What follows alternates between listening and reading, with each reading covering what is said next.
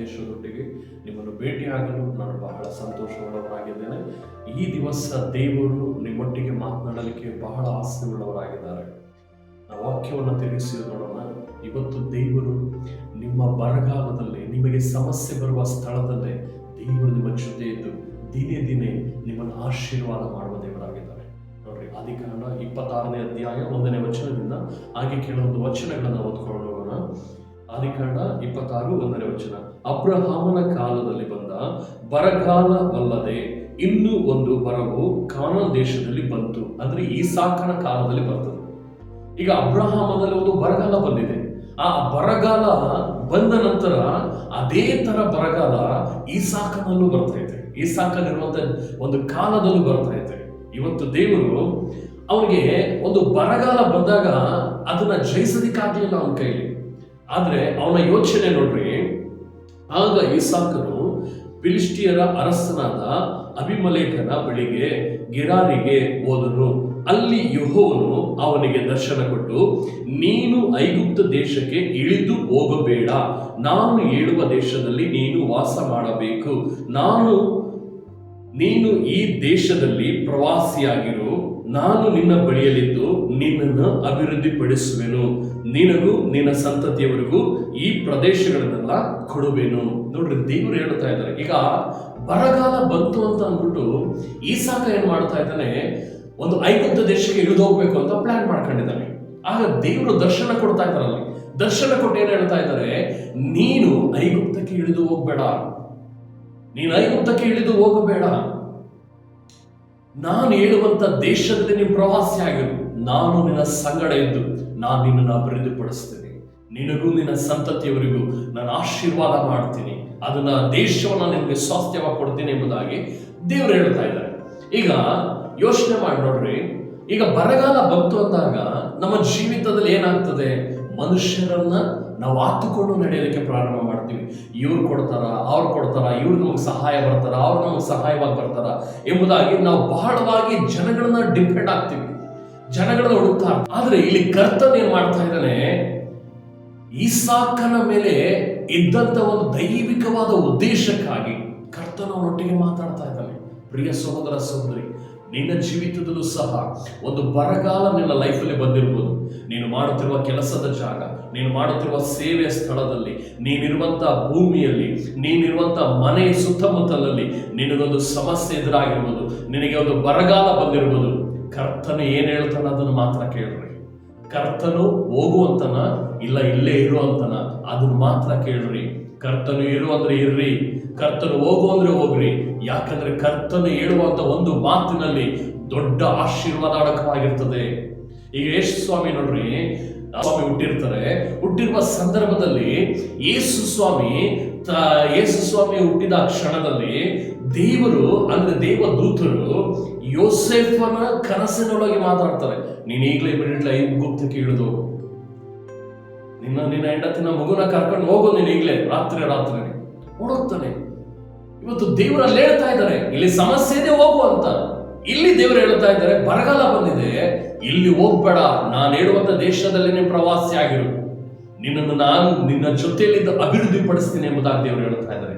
ಪ್ರಿಯ ಸಹೋದರ ಸಹೋದರಿ, ನಿನ್ನ ಜೀವಿತದಲ್ಲಿ ಕರ್ತನು ಹೇಳುವ ಪ್ರಕಾರವಾಗಿ ನೀನು ನಿಲ್ಲುವುದಾದರೆ ನಿನ್ನನ್ನು ದೇವರು ಆಶೀರ್ವಾದ ಮಾಡುವ ರೀತಿನೇ ಬೇರೆ.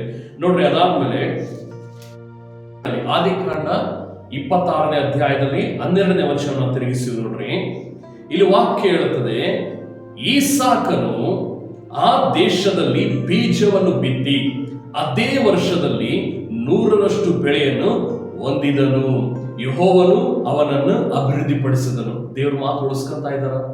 ಪ್ರಿಯ ಸಹೋದರ ಸಹೋದರಿ, ನೀನೇನೇ ಒಂದು ತೀರ್ಮಾನ ತೆಗೆದುಕೊಳ್ಳೋಕ್ಕಿಂತ ಮುಂಚೆ ಕರ್ತನು ಏನ್ ಹೇಳ್ತಾ ಇದ್ದಾನೆ ಎಂಬುದಾಗಿ ಕೇಳ್ರಿ.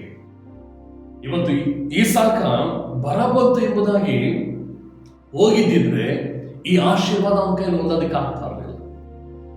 ಕರ್ತನು ಹೇಳುವ ಸ್ಥಳದಲ್ಲಿ ನಾವಿದ್ರೇನೆ ಕರ್ತನು ನಮ್ಮನ್ನು ಆಶೀರ್ವಾದ ಮಾಡ್ತಾನೆ. ಕರ್ತನ ಚಿತ್ತಕ್ಕನುಗುಣವಾಗಿ ನಾವು ನಡೆದ್ರೇನೆ ಕರ್ತನು ನಮ್ಮ ಜೊತೆಯಲ್ಲಿ ಅಭಿವೃದ್ಧಿ ಪಡಿಸ್ತಾನೆ. ನಮ್ಮ ಇಷ್ಟ ಬಂದ ಹಾಗೆ ನಾವು ಹೋಗುವುದಾದರೆ ಪ್ರಿಯ ಸಹೋದರ ಸಹೋದರಿ, ಕರ್ತನು ಆಶೀರ್ವಾದ ಮಾಡೋದಕ್ಕಾಗಲ್ಲ. ಯಾಕಂದ್ರೆ ದೇವರು ಪರಿಶುದ್ಧನಾಗಿದ್ದಾನೆ. ಆತನು ತಾನು ಆಸೆ ಪಡುವ ಪ್ರಕಾರವಾಗಿ ಇರಬೇಕೆಂಬುದಾಗಿ ಬಯಸ್ತಾನೆ. ಆತನು ಯಾವುದು ಕೆಟ್ಟದ್ದಾಗ್ಲಿ ಇಲ್ಲ ನಮಗೆ ನಾಶನ ಬರಬೇಕೆಂಬುದಾಗ್ಲಿ ಆತನು ಯೋಚನೆ ಮಾಡಿ ನಮ್ಮನ್ನ ಅಲ್ಲಿರ್ರಿ ಇಲ್ಲಿರ್ರಿ ಇದನ್ನ ಮಾಡ್ರಿ ಅದನ್ನ ಮಾಡ್ರಿ ಅಂತ ಹೇಳಲ್ಲ. ನಾವು ಚೆನ್ನಾಗಿರ್ಬೇಕೆಂಬುದಾಗಿ, ನಾವು ಸುಖವಾಗಿರಬೇಕೆಂಬುದಾಗಿ. ಪ್ರಿಯ ಸಹೋದರ ಸಹೋದರಿ, ದೇವರು ಹೇಳಿದ ಒಂದೇ ಮಾತಿಗೆ ಇಸಾಕನು ಒಪ್ಪಿಕೊಡ್ತಾನೆ.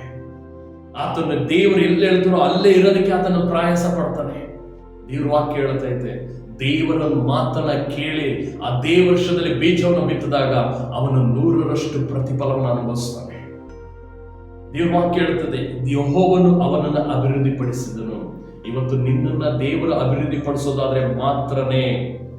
ದೇವರು ಅಭಿವೃದ್ಧಿ ಪಡಿಸ್ಲಿಲ್ಲ ಅಂತಂದ್ರೆ ನೀನು ಯಾವುದೇ ಕಾರಣಕ್ಕೂ ಆಶೀರ್ವಾದ ಹೊಂದೋದಕ್ಕಾಗಲ್ಲ. ನಿನ್ನನ್ನ ನೀನೇ ಪರೀಕ್ಷೆ ಮಾಡಿಕೊ. ನೀನಿವತ್ತು ಮಾಡ್ತಿರುವ ಕೆಲಸ ದೇವರು ಹೇಳಿದ್ದ?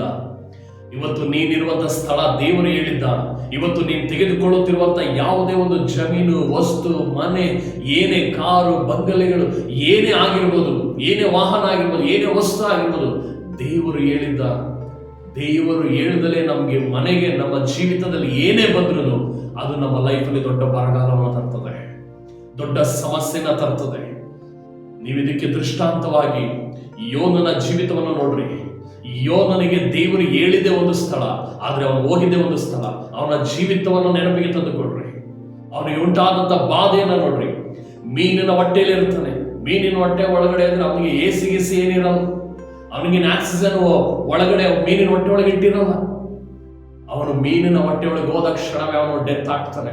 ಬೈಬಲ್ ಅಲ್ಲಿ ಹೇಳ್ತದೆ, ಅವನು ಆತ್ಮದಲ್ಲಿ ದೇವರನ್ನು ಕೂಗ್ತಾನೆ, ಪಾತಾಳದಿಂದ ದೇವರನ್ನು ಕೂಗ್ತಾನೆ, ಅದೋ ಲೋಕದಿಂದ ದೇವರಿಗೆ ಮೊರೆ ಇಡ್ತಾನೆ. ಆಗ ದೇವರು 3 ದಿನ ಆದ ನಂತರ ಮೀನಿಗೆ ಅಪ್ಪಣೆ ಕೊಟ್ಟು ಹೋಗಿ ಅವನ್ನ ದಡದಲ್ಲಿ ಹೋಗಿ ಎಂಬುದಾಗಿ ಹೇಳ್ತಾರೆ. ಆಗ ಅದು ಉಗ್ದಾಗ ಆತ್ಮವನ್ನ ದೇವರು ಕಳಿಸ್ಕೊಡ್ತಾರೆ. ದೇವರ ಕೈಲಿ ಬದುಕಿಸಲಿಕ್ಕೂ ಶಕ್ತಿ ಇದೆ, ಸಾಯಿಸಲಿಕ್ಕೂ ಶಕ್ತಿ ಇದೆ. ಸತ್ತವರನ್ನ ಎಬ್ಬಿಸಲಿಕ್ಕೂ ಶಕ್ತಿ ಇದೆ, ಬದುಕಿದಂಥವ್ರನ್ನ ಸಾಯಿಸಲಿಕ್ಕೂ ಶಕ್ತಿ ಇದೆ. ಪ್ರಿಯ ಸಹೋದರ ಸಹೋದರಿ, ನಿನ್ನ ಜೀವಿತದಲ್ಲಿ ದೇವರು ಏನ್ ಹೇಳ್ತಾನೋ ಅದನ್ನ ಮಾಡ್ರಿ. ಅವತ್ತು ನಿನವೆ ಪಟ್ಟಣಕ್ಕೆ ಅವನು ಹೋಗಿದ್ದ ನಿಮಿತ್ತವಾಗಿ ನಿನವೆ ಪಟ್ಟಣದಲ್ಲಿದ್ದಂಥ ಅಷ್ಟು ದೊಡ್ಡ ಸಾಮ್ರಾಜ್ಯದಲ್ಲಿದ್ದಂಥ ಎಲ್ಲ ಅರಸರಿಂದ ಕೀಳು ಮಟ್ಟ ಕೆಳಮಟ್ಟದಲ್ಲಿರುವಂಥ ಎಲ್ಲಾ ಜನಗಳು ದೇವರ ಕಡೆ ಮನ ತಿರುಗ್ತಾರೆ, ದೇವರನ್ನ ಸ್ವಂತ ರಕ್ಷಕನಾಗಿ ಸ್ವೀಕಾರ ಮಾಡ್ತಾರೆ. ಪ್ರಿಯ ಸಹೋದರ ಸಹೋದರಿ, ನೀನು ಮಾಡುವಂತ ಒಂದು ವಿಧೇಯತ್ವದಲ್ಲಿ ಎಷ್ಟೋ ಜನಗಳು ದೇವರ ರಾಜ್ಯ ಕಡೆ ತಿರುಗುವಂತವರಾಗಿರ್ತಾರೆ.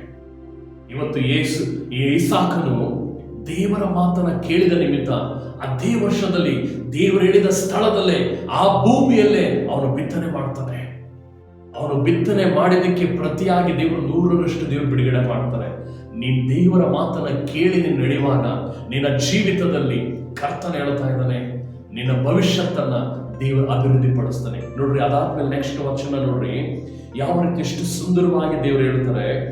ಅವನ ಐಶ್ವರ್ಯವು ದಿನೇ ದಿನೇ ಹೆಚ್ಚುತ್ತಿದ್ರಿಂದ ಬಹು ಧನವಂತನಾದನು. ಅವನಿಗೆ ದನ, ಕುರಿಗಳು, ಸಂಪತ್ತು, ಅನೇಕ ಸೇವಕ ಜನಗಳು ಇದ್ದವು. ನೋಡಿದ್ರ, ಅವನಿಗೇನು ಇರಲಿಲ್ಲ, ಒಬ್ಬಂಟಿ. ಆದರೆ ಕರ್ತನ ಹೇಳ್ತಾ ಇದ್ದಾನೆ, ಕರ್ತನ ಮಾತಿನ ಪ್ರಕಾರ ಅವನ ನಿಂತ ನಿಮಿತ್ತವಾಗಿ ಅವನು ದಿನೇ ದಿನೇ ಅವನ ಐಶ್ವರ್ಯ ಹೆಚ್ಚಲ್ಪಡ್ತಾ ಇದೆ. ಪ್ರಿಯ ಸಹೋದರ ಸಹೋದರಿ, ನೀನು ಒಂದು ಬಿಸ್ನೆಸ್ ಸ್ಟಾರ್ಟ್ ಮಾಡು, ಒಂದು ವ್ಯವಹಾರಗಳನ್ನೇ ಸ್ಟಾರ್ಟ್ ಮಾಡು, ಏನೇ ಒಂದು ಕೆಲಸ ಸ್ಟಾರ್ಟ್ ಮಾಡು. ಕರ್ತನು ಹೇಳಿದ ಸ್ಥಳದಲ್ಲಿ ನೀನು ಮಾಡುವುದಾದರೆ ನಿನ್ನ ಆಶೀರ್ವಾದವು ದಿನೇ ದಿನೇ ಹೆಚ್ಚಲ್ಪಡ್ತದೆ. ಕರ್ತನು ಕೊಡುವುದಕ್ಕೂ ಸೈತಾನ್ ಕೊಡೋದಕ್ಕೂ ಬಹಳ ವ್ಯತ್ಯಾಸ ಇದೆ. ನೋಡ್ರಿ, ನಾವು ಏನಾದ್ರೂ ಒಂದು ಕೆಲಸವನ್ನು ಪ್ರಾರಂಭ ಮಾಡಿದಾಗ ಸೈತಾನನಿಂದ ಬಂದಿರುವುದಾದ್ರೆ ಅದು ಪಟ್ಟಂತ ಇಮ್ಮಿಡಿಯೇಟ್ಲಿ ಅದು ಇನ್ಕ್ರೀಸ್ ಆಗ್ತದೆ. ಒಳ್ಳೆ ಕಸ್ಟಮರ್ಗಳು ಬರ್ತಾರೆ, ಒಳ್ಳೆ ಅಭಿವೃದ್ಧಿ ಆಗ್ತದೆ. ಅದು ಓಪನ್ ಮಾಡಿದ ತಕ್ಷಣನೇ ಎಷ್ಟು ಆಶೀರ್ವದಿಸಲ್ಪಟ್ಟೆ. ಸ್ವಲ್ಪ ದಿನಗಳು ಕಳೆದ ನಂತರ ಏನೆಲ್ಲ ನೀನು ಹೊಂದಿಕೊಂಡಿದ್ಯೋ ಅದಕ್ಕೆ 100ರಷ್ಟು ನಿನ್ನ ಲೈಫಿಂದ ಅದು ನಾಶವಾಗ್ತದೆ, ಕಿತ್ಕೊಂಡು ಹೋಗ್ತದೆ. ಆದರೆ ದೇವರಿಂದ ಬರುವಂಥದ್ದು ನಿನಗೆ ಮೊದಲೇ ಹೋರಾಟ ಇರ್ತದೆ, ನಿನಗೆ ಮೊದಲೇ ಯುದ್ಧ ಇರ್ತದೆ. ಇದನ್ನ ಮಾಡ್ಬೇಕಾ, ಇದನ್ನ ಮಾಡಬಾರದಾ, ಇದಕ್ಕೆ ಯಾರು ಸಹಾಯವಾಗಿರ್ತಾರೆ. ಆದರೆ ದೇವರ ಮೊರೆಯನ್ನು ಇಟ್ಟು ದೇವರ ಪ್ರಾರ್ಥನೆಯೊಟ್ಟಿಗೆ ಅದನ್ನ ಸ್ಟಾರ್ಟ್ ಮಾಡುವಾಗ ನಿನ್ನ ಯುದ್ಧದಲ್ಲಿ ನಿನ್ನನ್ನು ನಿಧಾನಕ್ಕೆ ದೇವರು ಜಯವನ್ನು ಕೊಡಿಸ್ತಾರೆ. ನಿನ್ನ ಯುದ್ಧದಲ್ಲಿ ನಿಧಾನಕ್ಕೆ ದೇವರು ಯುದ್ಧವನ್ನು ಮಾಡ್ತಾ ಮಾಡ್ತಾ ಮಾಡ್ತಾ ನಿನ್ನ ಪರವಾಗಿ ನಿನಗೆ ದೇವರು ಹೇಳಿದ ಉದ್ದೇಶಕ್ಕೆ ದೇವರು ಕರೆದುಕೊಂಡು ಹೋಗ್ತಾರೆ. ಪ್ರಿಯ ಸಹೋದರ ಸಹೋದರಿ, ನೀನು ದೇವರ ಮಾತನ್ನ ಕೇಳದೆ ಹೋಗುವುದಾದರೆ ನಿನ್ನ ಜೀವಿತದಲ್ಲಿ ನೀನು ಬರಗಾಲವನ್ನ, ಸಮಸ್ಯೆಗಳನ್ನು ಎದುರಿಸಬೇಕಾಗುತ್ತೆ. ಇವತ್ತೆಷ್ಟೋ ಜನಗಳು ದೇವರ ಉದ್ದೇಶ ಇಲ್ಲದ ಮದುವೆಗಳನ್ನ ಹಾಕ್ತಾರೆ. ಇವತ್ತೆಷ್ಟೋ ಜನಗಳು ದೇವರ ಉದ್ದೇಶ ಇಲ್ಲದಂತ ಕೆಲಸಗಳನ್ನ ಮಾಡ್ತಾರೆ, ಬಿಸ್ನೆಸ್ಗಳನ್ನ ಸ್ಟಾರ್ಟ್ ಮಾಡ್ತಾರೆ. ಆದರೆ ಅವರು ದೇವರ ಉದ್ದೇಶಗಳಿಲ್ಲದ ಸೇವೆಗಳನ್ನ ಸ್ಟಾರ್ಟ್ ಮಾಡ್ತಾರೆ. ಆದರೆ ಅವರ ಜೀವಿತ ಝೀರೋ. ಸ್ಟಾರ್ಟಿಂಗ್ ಅಲ್ಲೆಲ್ಲ ಉನ್ನತವಾಗಿರ್ತದೆ, ಸ್ಟಾರ್ಟಿಂಗ್ ಅಲ್ಲೆಲ್ಲ ಒಂದು ಎಂಜಾಯ್, ಬಹಳ ಆನಂದಕರವಾಗಿರ್ತದೆ. ಆದರೆ ದೇವರು ಇಂದ ಬರ್ದಲೇ ಇರುವಂತ ಈ ಒಂದು ಬಿಸ್ನೆಸ್, ಈ ಒಂದು ಕುಟುಂಬ, ಈ ಒಂದು ವ್ಯವಹಾರಗಳು ನಿಜವಾಗಿಯೂ ಅದು ನಮ್ಮ ಜೀವಿತವನ್ನ ನಾಶನ ಪಡಿಸ್ತದೆ. ಅದು ನಮ್ಮ ಜೀವಿತವನ್ನ ನಿರ್ಮೂಲನೆ ಮಾಡುತ್ತದೆ. ಕುಟುಂಬಗಳಲ್ಲಿ ಸಮಾಧಾನ ಇರಲ್ಲ. ಯಾಕೆ? ದೇವರಿಂದ ಬಂದಿದ್ದಲ್ಲ ಅದು. ಬಿಸ್ನೆಸ್ ಅಲ್ಲಿ ಸಮಾಧಾನ ಇರಲ್ಲ. ಯಾಕೆ? ಅದು ದೇವರು ಕೊಟ್ಟಿದ್ದಲ್ಲ. ಇವತ್ತು ದೇವರು ಈಸಾಕನಿಗೆ ಹೇಳ್ತಾರೆ, ನೀನು ಇದೇ ದೇಶದಲ್ಲಿ, ನಾನು ಹೇಳುವ ದೇಶದಲ್ಲಿ ನೀನು ಪ್ರವಾಸಿಯಾಗಿರು, ನಾನು ನಿನ್ನ ಸಂಗಡ ಇದ್ದು ಅಭಿವೃದ್ಧಿ ಪಡಿಸ್ತೇನೆ. ಕರ್ತನು ಹೇಳ್ತಾ ಇದ್ದಾನೆ. ಇವತ್ತು ಆತನು ಹೇಳಿದ ಒಂದೇ ಒಂದು ಮಾತಿಗೆ ತನ್ನನ್ನು ತಾನು ಸಂಪೂರ್ಣವಾಗಿ ತಗ್ಗಿಸಿಕೊಳ್ತಾನೆ, ಸಂಪೂರ್ಣವಾಗಿ ತನ್ನನ್ನು ತಾನು ಅದಕ್ಕೆ ವಿಧೇಯನಾಗ್ತಾನೆ. ಆ ಮಾತಿಗೆ ವಿಧೇಯನಾದ ನಿಮಿತ್ತವಾಗಿ ಅವನ ಐಶ್ವರ್ಯವು ದಿನೇ ದಿನೇ ಹೆಚ್ಚಲ್ಪಡುತ್ತದೆ. ಕರ್ತನು ನಡೆಸುವ ರೀತಿ ಹೇಗೆಂದರೆ, ಒಂದು ಮಗು ತಾಯಿಯ ಗರ್ಭದಲ್ಲಿ ಹಾಗೆ ಪಿಂಡವಾಗಿ ಹಾಗೆ ಬೆಳೆಯುತ್ತ 9 ತಿಂಗಳುಗಳು ಸತತವಾಗಿ ಹೊಟ್ಟೆಯಲ್ಲಿ ಬೆಳೆದು 9 ತಿಂಗಳಾದ ನಂತರ ಹೇಗೆ ಹೊರಗೆ ಬಂದು ಅದು ಆ ಟೈಮಲ್ಲಿ ಆ ಒಂದು ಗಳಿಗೆಯಲ್ಲಿ ತಿರುಗಾ ಮಗುವಿನಿಂದ ಹೇಗೆ ಬೆಳೆಯುತ್ತಾ ಬರುತ್ತೋ, ಇವತ್ತು ನಮ್ಮ ಆಶೀರ್ವಾದವು ಸಹ ದೇವರು ದಿನೇ ದಿನೇ ಹೆಚ್ಚಿಸಲ್ಪಡ್ತದೆ. ಯಾವುದನ್ನು ಒಂದೇ ಸಾರಿ ಆಶೀರ್ವಾದದ ಒಂದು ಮಳೆಯಾಗಿ ಸುರಿಸೋದಿಲ್ಲ. ಸಹೋದರಿ, ಇವತ್ತು ನೀನು ದೇವರ ಮಾತನ್ನ ಕೇಳಿ ಏನೆಲ್ಲ ಮಾಡ್ತೀಯೋ, ನಿನ್ನ ಜೀವಿತದಲ್ಲಿ ದೊಡ್ಡ ಅದ್ಭುತಗಳನ್ನ ದೇವರು ಮಾಡ್ತಾನೆ. ನಿನ್ನ ಜೀವಿತದಲ್ಲಿ ದೊಡ್ಡ ಅದ್ಭುತಗಳು ಮಾತ್ರ ಅಲ್ಲದೆ ನಿನ್ನಲ್ಲಿ ಸಂತೋಷ, ಸಮಾಧಾನ ಇರ್ತದೆ. ನಿನ್ನ ಪ್ರತಿಯೊಂದು ವಿಷಯದಲ್ಲೂ ಅಷ್ಟೇನೆ. ದೇವರು ಯುದ್ಧವನ್ನ ಮಾಡಲಿಕ್ಕೆ ಕೊಟ್ಟಾಗ ಯಾವ ರೀತಿ ಇರ್ತದೆ ಅಂತಂದ್ರೆ, ನಿಜವಾಗಿಯೂ ನಿನ್ನ ಕೈಗೆ ಒಪ್ಪಿಸಿದ್ದೀನಿ, ಅವನ ರಾಜ್ಯವನ್ನ, ಅವನ ಸಮಸ್ತ ಜನರನ್ನ ನಿನ್ನ ಕೈಗೆ ಒಪ್ಪಿಸಿದ್ದೀನಿ, ಹೋಗು ವಶ ಮಾಡಿಕೊ ಅಂತ. ಈಗ ದೇವ್ರ ಆ ರೀತಿಯಾಗಿ ಹೇಳಿದ್ಮೇಲೆ ದೇವರಲ್ಲಿ ಬಂದು ನಿಂತು ಜನಗಳ ಕಣ್ಣಿಗೆ ಎದುರಿಗೆ ಕಾಣುವ ರೀತಿಯಲ್ಲಿ ಯುದ್ಧ ಮಾಡಲಿಲ್ಲ. ಅಲ್ಲಿ ಮಾಡಿದ್ದೇನಂತಂದ್ರೆ, ಮುಖ್ಯವಾಗಿ ತನ್ನ ಸೇವಕರಿಗೆ ಹೇಳ್ತಾರೆ, ಅವರೋಗಿ ಯುದ್ಧವನ್ನು ಮಾಡುವಾಗ, ದೇವರ ಮಾತಿಗೆ ವಿಧೇಯರಾಗಿ ಯುದ್ಧವನ್ನು ಮಾಡುವಾಗ ಆ ಯುದ್ಧದಲ್ಲಿ ದೇವರ ಜೀವನ ಕೊಡ್ತಾರೆ. ಪ್ರಿಯ ಸಹೋದರ ಸಹೋದರಿ, ನಿನಗೆ ದೇವರು ಹೇಳ್ತಾನೆ, ನಿನಗೆ ದೇವರು ಹೇಳಿದಾಗ ನೀನು ಅದರ ಪ್ರಕಾರ ವಿಧೇಯನಾಗಿ ನೀನು ನಡೆಯುವಾಗ ನಿನ್ನ ಪರವಾಗಿ ದೇವರು ನಿಂತು ನೀನು ಇಡುವಂತ ಪ್ರತಿಯೊಂದು ಹೆಜ್ಜೆಯಲ್ಲೂ ಯುದ್ಧಗಳು ಬರ್ತದೆ. ಆ ಯುದ್ಧಗಳಲ್ಲಿ ದೇವರು ನಿನಗೆ ಮಾತ್ರನೇ ಜೀವನ ಕೊಡ್ತಾರೆ. ನೀನು ಇದನ್ನ ಅರ್ಥ ಮಾಡಿಕೊಳ್ಬೇಕಾಗ್ತದೆ. ನೋಡ್ರಿ, ಅದಾದ್ಮೇಲೆ ನೆಕ್ಸ್ಟ್ ಇಲ್ಲಿ ವಚನವನ್ನು ನೋಡ್ಕೊಂಡು ಬರೋದಾದ್ರೆ 17ನೇ ವಚನದಿಂದ, ಆದಿಕಾಂಡ 26:17ನೇ ವಚನದಿಂದ ನಾವು ನೋಡ್ಕೊಂಡು ಬರೋದಾದ್ರೆ, ಅಬ್ರಹಾಮನು ತೋಡಿಸಿದ ಬಾವಿಯನ್ನು ಅವನು ಸತ್ತ ಮೇಲೆ ಫಿಲಿಷ್ಟಿಯರು ಮುಚ್ಚಿ ಹಾಕಿರ್ತಾರೆ. ಈಸಾಕನು ಅವುಗಳನ್ನ ತಿರುಗಿ ತೆಗೆಸಿ ತಂದೆ ಇಟ್ಟಿದ ಹೆಸರನ್ನೇ ಇಡ್ತಾನೆ. ಈಗ ಈ ತಂದೆ ಇದ್ದಂತ ಕಾಲದಲ್ಲಿ ಒಂದು ಬಾವಿ ತೋರಿಸಿರ್ತಾನೆ ಅಬ್ರಹಾಮನು. ಈಸಾಕ ಏನ್ ಮಾಡಿರ್ತಾನೆ, ಅದನ್ನು ಪುನಃ ತೆಗೆಸಕ್ ಹೋಗ್ತಾನೆ. ಅದ್ಯಾಕೆ ಮುಚ್ಚಿರ್ತಾರೆ? ಫಿಲಿಷ್ಟಿಯರು, ದೇವರಿಗೆ ವಿರುದ್ಧವಾದ ಅಸಹ್ಯವಾದ ಕಾರ್ಯಗಳನ್ನ ಮಾಡುವಂತ ದುಷ್ಟ ಜನಗಳು. ಇವತ್ತು ನಿನ್ನ ಜೀವಿತದಲ್ಲೂ ಅಷ್ಟೇ, ನಿನ್ನ ತಂದೆ ಮಾಡಿದ ಆಶೀರ್ವಾದ, ನಿನ್ನ ತಂದೆ ಮಾಡಿದಂತ ಎಲ್ಲ ವ್ಯವಹಾರಗಳನ್ನ ಮುಚ್ಚಲ್ಪಡುವಂತ ಜನಗಳಿರ್ಬೋದು. ಕರ್ತನು ನಿನಗೆ ಹೇಳಿದ ಇದನ್ನ ಅರ್ಥ ಮಾಡ್ಕೊಳ್ರಿ. ಅದನ್ನ ಮತ್ತೆ ಆ ಫಿಲಿಷ್ಟಿಯರು ಬಂದು ಅಲ್ಲಿ ಬಂದು ಜಗಳ ಮಾಡ್ತಾರೆ. ಆ ದನ ಕಾಯೋರು ಜಗಳ ಮಾಡ್ತಾರೆ. ಜಗಳ ಮಾಡಿದಾಗ ಈಸಾಕನ್ ಏನ್ ಮಾಡ್ತಾನೆ, ಅದಕ್ಕೆ ಜಗಳವಾಡದಿಂದ ಈಸಾಕನು ಆ ಬಾವಿಗೆ ಏಸೆಕ್ ಎಂದು ಹೆಸರಿಟ್ಟನು. ತರುವಾಯ ಅವನ ಜನರು ಬೇರೊಂದು ಬಾವಿಯನ್ನು ತೋಡಿದಾಗ ಆ ದೇಶದವರು ಬಂದು ಅದಕ್ಕಾಗಿಯೂ ಜಗಳ ಮಾಡ್ತಾರೆ. ಅದಕ್ಕೆ ಸಿಗ್ನಾ ಅನ್ನುವಂತ ಹೆಸರನ್ನ ಇಡ್ತಾರೆ. ಅದಾದ್ಮೇಲೆ ನೆಕ್ಸ್ಟ್ ಇನ್ನೊಂದು ಬಾವಿಯನ್ನು ತೋಡ್ತಾನೆ. ಅವನು ಅಲ್ಲಿಂದ ಹೊರಟು ಮತ್ತೊಂದು ಬಾವಿಯನ್ನು ಅಗಿಸಿದಾಗ ಅದರ ವಿಷಯದಲ್ಲಿ ಯಾರು ಜಗಳ ಮಾಡಲಿಲ್ಲ. ಇವತ್ತು ನಾವೇನ್ ಮಾಡ್ತೀವಿ ಅಂತಂದ್ರೆ, ದೇವರು ಹೇಳ್ತಾನೆ, ಕರ್ತನು ಹೇಳಿದಾಗ ನಾವು ಅದನ್ನ ಕಾರ್ಯವನ್ನ ಮಾಡಬೇಕೆಂಬುದಾಗಿ, ಅದು ಒಂದು ದೇವರು ಹೇಳಿದ ಪ್ರಕಾರ ನಡಿಬೇಕೆಂಬುದಾಗಿ ನಾವು ಹೆಜ್ಜೆ ನೆಡುವಾಗ ಸಮಸ್ಯೆಗಳು ಎದುರಾಗ್ತದೆ. ಸೇವೆಯಲ್ಲಾಗಿರ್ಬೋದು, ಕುಟುಂಬದಲ್ಲಾಗಿರ್ಬೋದು, ಕೆಲಸ ಆಗಿರ್ಬೋದು, ಬಿಸ್ನೆಸ್ ಆಗಿರ್ಬೋದು, ನಮ್ಮ ಎಲ್ಲ ಆತ್ಮಿಕ ಜೀವಿತದಲ್ಲಾಗಿರ್ಬೋದು, ಕರ್ತನು ಪ್ರತಿಯೊಂದು ವಿಷಯಗಳಲ್ಲೂ ನಮ್ಮ ಪರವಾಗಿ ಇರ್ತಾನೆ ಅನ್ನೋದನ್ನ ನಾವೆಂದಿಗೂ ಮರಿಬಾರದು. ಹಲ್ಲೆಲೂಯಾ.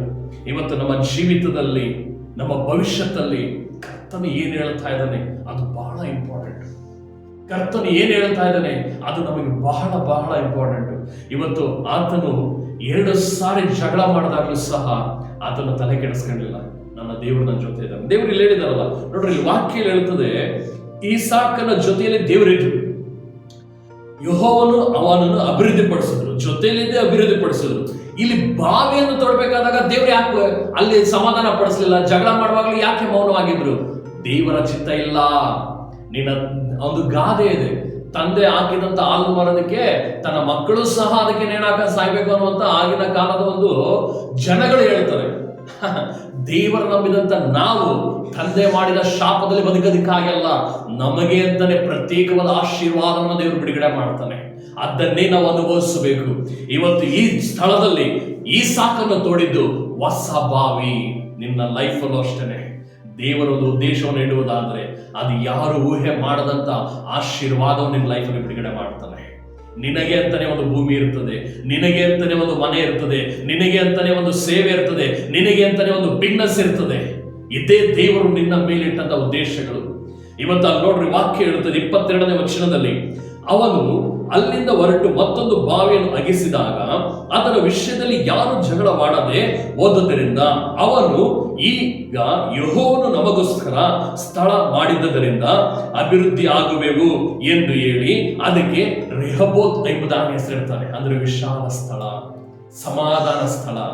ಪ್ರಿಯ ಸಹೋದರ ಸಹೋದರಿಗೆ, ಕರ್ತನು ಹೇಳುವಾಗ ನಾವು ನಡಿಬೇಕಾದಾಗ ಆ ಮಾರ್ಗದಲ್ಲಿ ನಮಗೆ ಸಮಸ್ಯೆಗಳನ್ನ, ಒಂದು ಪ್ರಾಬ್ಲಮ್ಗಳನ್ನು ತರುವುದಕ್ಕೆ ಜನಗಳು ಸಾವಿರಾರು ನಿಂತ್ಕೊಳ್ಬಹುದು.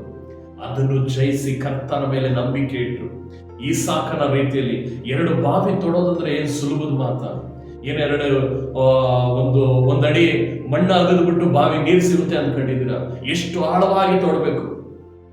ಒಂದು ಸಾರಿ ತೊಡೆದ್ರೆ ಓಕೆ, 2ನೇ ಸಾರಿ ತೋಡ್ದಾಗ್ಲೂ ಸಮಸ್ಯೆಗಳು ಎದುರಾಗಿ ಅದನ್ನು ಸಹ ಅದಕ್ಕೆ ವಿರುದ್ಧವಾಗಿ ನಿಂತಾಗ ಅವರ ಹೃದಯ ಏನಾಗ್ತದೆ? ಆ ಸ್ಥಳದಲ್ಲಿ ನಾವು ನೀವು ಇದ್ದಿದ್ರೆ ಅದೇನ್ ಮಾಡ್ತಾ ಇದ್ದೀವಿ, ಇನ್ ಬಾವಿನೂ ಬೇಡ ಏನು ಬೇಡ ಎಂಬುದಾಗಿ. ಆದ್ರೆ ಈ ಸಾಕನಲ್ಲಿ ಮಾಡ್ಲಿಲ್ಲ. ಕರ್ತನ ನನ್ನ ಜೊತೆಲಿದ್ದಾನೆ, ಇದಿಲ್ಲ ಅಂದ್ರೆ ನೆಕ್ಸ್ಟ್ ಇಲ್ಲಿ ವಾಕ್ಯ ಹೇಳ್ತದೆ, ಅವನು ಬೇರೊಂದು ಸ್ಥಳದಲ್ಲಿ ತೋಡ್ತಾನೆ. ಅಂದ್ರೆ ಅವ್ರ ಅಪ್ಪ ತೋಡಿದ್ದು ಅಲ್ಲ, ಅವ್ರ ಮಾವ ತೋಡಿದ್ದು ಅಲ್ಲ, ಇಲ್ಲಿ ಹೊಸದಾಗಿ ಅವನು ತೋಡ್ತಾ ಇದ್ದಾನೆ. ಆಗ ದೇವರು ಅವನನ್ನು ಅಭಿವೃದ್ಧಿಪಡಿಸ್ತಾರೆ. ವಾಕ್ಯ ಹೇಳುತ್ತಾ ಇದ್ದು ನೋಡ್ರಿ, ಈಗ ಯೆಹೋವನು ನಮಗೋಸ್ಕರ ಸ್ಥಳ ಮಾಡಿಕೊಟ್ಟಿದ್ದಾನೆ. ನಿನಗೆ ಅಂತಾನೆ ಒಂದು ದೇವರು ಸ್ಥಳ ಮಾಡಿಕೊಡ್ತಾರೆ, ನಿನಗೆ ಅಂತಾನೆ ಒಂದು ಸೇವೆಯನ್ನ ಕೊಡ್ತಾರೆ, ನಿನಗೆ ಅಂತಾನೆ ಒಂದು ಬಿಸ್ನೆಸ್ ಅನ್ನ ಕೊಡ್ತಾರೆ, ನಿನಗೆ ಅಂತಾನೆ ಒಂದು ಕುಟುಂಬವನ್ನ ಕೊಡ್ತಾರೆ. ಹಲ್ಲೆಲೂಯಾ. ಇದನ್ನ ದೇವರು ಕೊಡೋದ್ರಿಂದ ನಿನ್ನ ಜೀವಿತದಲ್ಲಿ ಆಶೀರ್ವಾದದ ಒಂದು ಮಳೆ ಬಿಡುಗಡೆ ಆಗ್ತದೆ. ಆಶೀರ್ವಾದವು ಅಭಿವೃದ್ಧಿ ಆಗಲ್ಪಡುತ್ತದೆ. 12ನೇ ವಚನ 13ನೇ ವಚನದ ಪ್ರಕಾರ ನಿನ್ನ ದಿನವೂ ನಿನ್ನ ಜೀವಿತದಲ್ಲಿ ಆಶೀರ್ವಾದವು ಹೆಚ್ಚಲ್ಪಡ್ತಾ ಇರ್ತದೆ. ದಿನವೂ ಒಂದೇ ಸಾರಿ ಬರೋದ್ರಿಂದ ಅದ್ರ ಬೆಲೆ ನಿನಗೆ ಗೊತ್ತಾಗಲ್ಲ. ಆದ್ರೆ ದಿನ ನೀನು ಪಡುತ್ತಿರುವ ಕಷ್ಟಕ್ಕೆ ಪ್ರತಿಯಾಗಿ ದೇವರು ಅದನ್ನು ಆಶೀರ್ವಾದ ಮಾಡುವಾಗ, ನಿನ್ನ ಜೀವಿತದಲ್ಲಿ ದಿನ ದೇವರು ಅಭಿವೃದ್ಧಿ ಪಡಿಸುವಾಗ ನೀನು ಅದನ್ನ ಯಾವ ರೀತಿ ಜಾಗರೂಕತೆಯಿಂದ ಕಾಪಾಡ್ತೆ ಅಂದ್ರೆ ಅದು ದೇವರು ಕೊಟ್ಟಿದ್ದು. ದೇವರ ಭಯ ಭಕ್ತಿಯಿಂದ ಆ ಸಾಕ್ಷಿಗಳನ್ನ ನೀವು ಇನ್ನೂ ಅನೇಕ ಜನಗಳ ಹತ್ರ ಹೇಳ್ತೀರ. ಯಾಕೆಂದ್ರೆ ದೇವರು ನಿಮ್ಮನ್ನ ನಡೆಸಿದ ರೀತಿ ನಿಮ್ಮ ಕೈಯಲ್ಲಿ ಮರೆಯೋದಕ್ಕೆ ಆಗಲ್ಲ.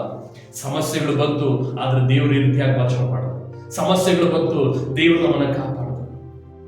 ಪ್ರಿಯ ಸಹೋದರ ಸಹೋದರಿ, ನಿನ್ನನ್ನು ಸಹ ದೇವರು ದಿನ ಹೆಚ್ಚಿಸಲಿಕ್ಕಿದ್ದಾನೆ. ನಿನ್ನನ್ನು ಸಹ ದೇವರು ಅಭಿವೃದ್ಧಿ ಪಡಿಸಲಿಕ್ಕಿದ್ದಾನೆ. ನೋಡ್ರಿ, ದೇವರ ವಾಕ್ಯ ಏನ್ ಹೇಳ್ತದೆ 12ನೇ ವಚನದಲ್ಲಿ, ಈಸಾಕನು ಆ ದೇಶದಲ್ಲಿ ಬೀಜವನ್ನು ಬಿತ್ತಿ ಅದೇ ವರ್ಷದಲ್ಲಿ 100ರಷ್ಟು ಪ್ರತಿಫಲವನ್ನು ಅನುಭವಿಸ್ತಾನೆ. ಬೀಜವನ್ನು ರಾಶಿ ಮಾಡ್ಕೊಳ್ತಾನೆ.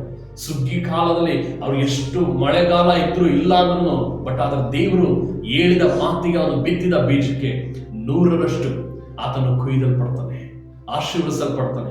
ಅದಾದ ನಂತರ ಅವನು ಅನೇಕ ಸೇವಕರುಗಳು ಬರ್ತಾರೆ, ಅನೇಕ ದನ ಕುರಿಗಳು ಬರ್ತವೆ. ಕಾರಣ ಏನು? ದೇವರು ಹೇಳಿದ ಮಾತಿಗೆ ಅವನ ಮೇಲೆ ಏನಾಗಿದ್ದಕ್ಕೆ.